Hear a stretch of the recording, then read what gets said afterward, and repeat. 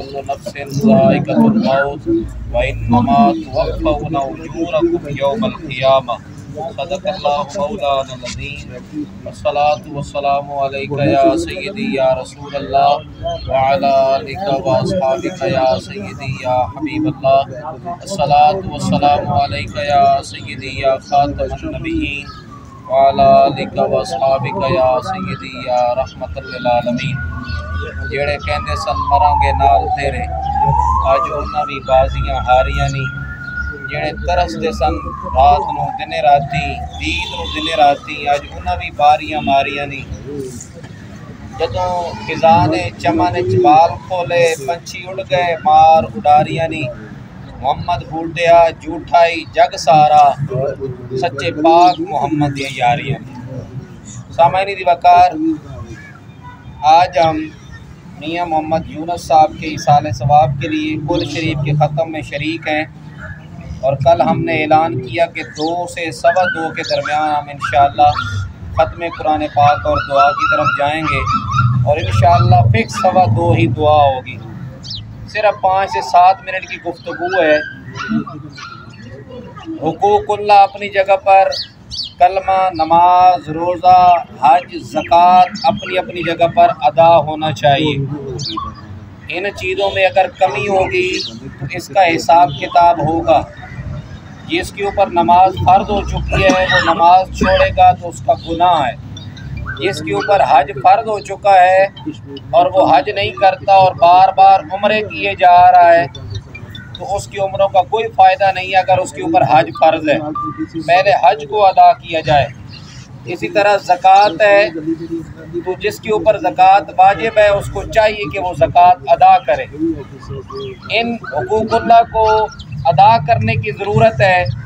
लेकिन उसके साथ साथ सबसे जो बड़ा अमल है आज के दौर में, अपने दिलों को दूसरों के निफाक से, दूसरों के बुग़्ज़ से पाक कर दें। मैं कल अक्सर लोगों से मिला। मैं बज़ाते ख़ुद ज़ाती तौर पर यूनुस साहब को नहीं जानता था, लेकिन मैं जिन साहिबान से मिला, खुसूसन मियाँ असलम साहब हैं, इनके ख़ुद अपने साहबजादगान हमेशा बेटे वालिद की तारीफ़ ही करते हैं। लेकिन जब मज़ा तब आता है जब दूसरे लोग तारीफ़ करें। तो दूसरे साहिबान से मिला तो मुझे यही मिला कि यार वो आदमी इन सब चीज़ों से पाक था। यानी हर आदमी से जिससे उसकी दोस्ती थी या नहीं थी, उससे बग़ैर किसी जो है वो दिखावे और रियाकारी के मिलना, ये इंसान की कामयाबी है और ये कामयाबी की दलील है।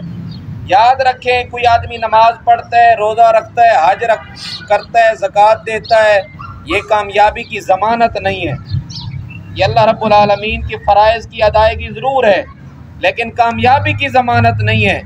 लेकिन जिस आदमी का सीना दूसरों के बुग़्ज़ से, दुश्मनी से पाक है, ये कामयाबी की ज़मानत है। याद रखें। और आज के दौर में हम जहाँ भी बैठते हैं, 2 आदमी मिलते हैं, तीसरे का शिकवा, तीसरे का गिला, तीसरे के बारे में एतराज़, उसकी खामियां निकालना शुरू कर देते हैं। खुदारा कोशिश ये करें अपने सीनों को, अपने कानों को, अपने दिमाग को दूसरों के निफाक से, दूसरों की दुश्मनी से पाक कर दें। अगर ये आप कर लेंगे तो आपकी कामयाबी हो जाएगी। एक दफ़ा नबी पाक सल्लल्लाहु अलैहि वसल्लम अपने प्यारे सहाबा में मौजूद थे। हुज़ूर अलैहिस्सलाम ने फरमाया, मेरे सहाबा, अभी जो आदमी मस्जिद में दाखिल होगा वो आदमी जन्नती है, वो आदमी जन्नती है। एक सहाबी रसूल आए, दाखिल हुए तो वो आकर बैठ गए। सारे सहाबा देख रहे थे। अब सब सहाबा ने बड़ी हसरत की निगाहों से, बड़ी रश्क की निगाहों से देखा, ये आदमी जन्नती है। हज़रत अब्दुल्ला बिन उमर, हज़रत उमर बिन ख़त्ताब रज़ी अल्लाह ताला अन्हु के साहबजादे, बहुत बड़े रावी हदीस भी हैं, मुफस्सिर कुरान भी हैं और बहुत बड़े सहाबी रसूल हैं जिनका नाम हदीस में बड़ा मिलता है।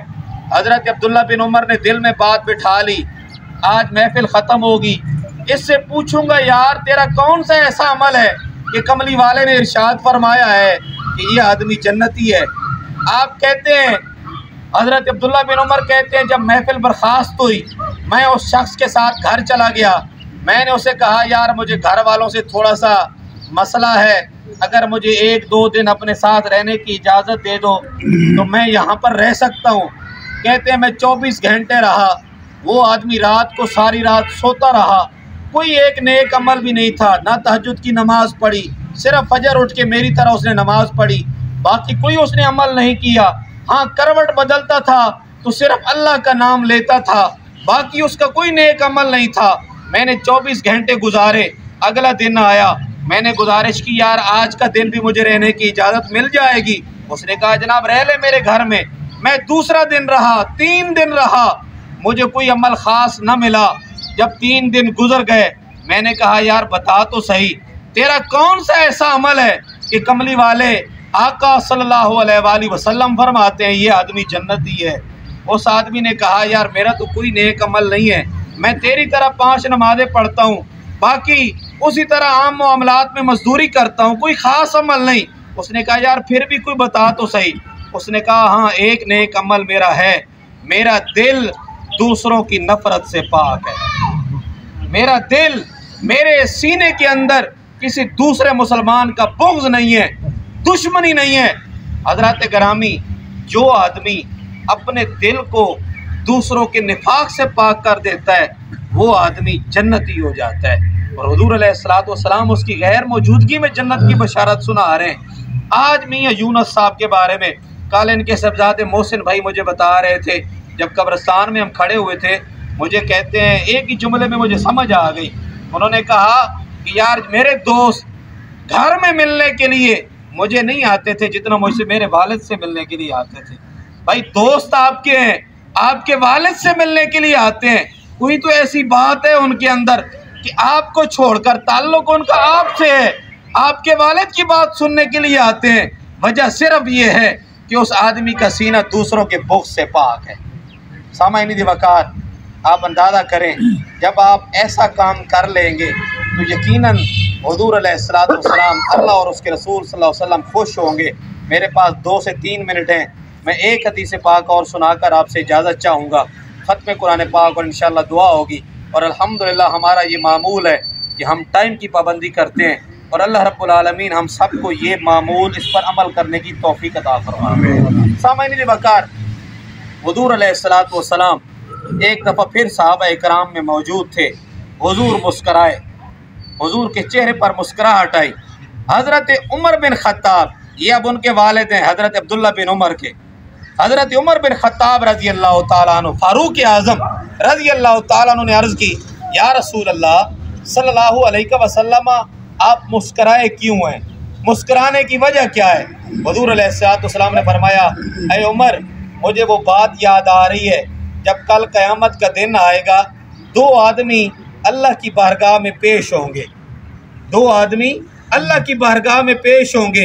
एक आदमी अर्ज़ करेगा या अल्लाह मुझे दूसरे भाई से इंसाफ चाहिए, यानी उन 2 में से एक कहेगा या अल्लाह मुझे इससे इंसाफ चाहिए।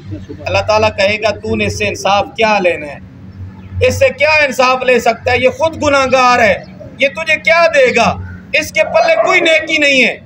वो बंदा अर्ज़ करेगा या अल्लाह फिर ऐसा कर, मेरे जितने गुनाह है ना वो इसके पलड़े में डाल दे, यही मुझे इंसाफ चाहिए, मुझे बख्श दे और मेरे गुनाह इसके पलड़े में डाल दे। अल्लाह ताला कहेगा अच्छा चल, अच्छा सामने नज़र उठा, सामने होगी जन्नत। अल्लाह ताला कहेगा आंखें खोल, जन्नत में देख, तुझे कुछ नज़र आ रहा है? वो आदमी जो इंसाफ मांग रहा होगा वो कहेगा या अल्लाह हाँ, सोने के महल्लात मुझे नज़र आ रहे हैं, चांदी और ज़ेवरात के महल्लात नज़र आ रहे हैं, मुझे शहर नज़र आ रहे हैं। अल्लाह ताला कहेगा क्या ये तू चाहता है? अर्ज़ करेगा या अल्लाह मैं क्यों नहीं चाहता, क्या मुझे मिल सकते हैं? अल्लाह रब्बुल आलमीन फरमाएगा हाँ तुझे मिल सकते हैं, हाँ तुझे मिल सकते हैं। वो कहेगा या अल्लाह मेरे पल्ले तो इतनी नेकियां हैं नहीं, मैं जन्नत के अंदर इतने बड़े महल्लात कैसे ले सकता हूँ? अल्लाह रब्बुल आलमीन फरमाएगा तू इस आदमी को मुआफ़ फरमा दे, मैं तुझे ये जन्नत में महल्लात अता फरमाऊंगा। वो कहेगा क़द अफ़ौत अन्हु, वो अर्ज़ करेगा या अल्लाह मैंने इसे मुआफ़ किया।